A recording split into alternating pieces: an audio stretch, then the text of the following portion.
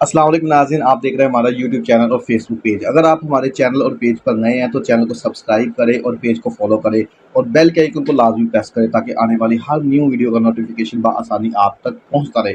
तो video start करते हैं। जैसा कि आपको पता है कि आज लाहौर में वक्फे वक्फे से मूसलाधार बारिश का सिलसिला जारी है। कभी बारिश रुकती है, कभी फिर स्टार्ट हो जाती है और बारिश की वजह से इतना तो पानी इकट्ठा हो गया कि गली मोहल्ला चौक हर जगह भर गया है। मैं कुछ ऐसे एक्सपेंसिव एरियाज़ का विज़िट आपको करवाऊँगा जो कि बारिश से पहले और बारिश के बाद उनकी क्या सूरत हाल है। बारिश से पहले ऐसी चहलकदमी होती है, रोज़गार के मौके जो है वो आते रहते हैं, लोग अपना रोज़गार कमाते हैं, ठेले वाले, रेहड़ीवान ये सब अपना कारोबार चलाते हैं, रोज़ी कमाते हैं। लेकिन जैसे ही ये मूसलाधार बारिश का सिलसिला शुरू हुआ है, हर निज़ाम जो है वो डिस्टर्ब हो गया है।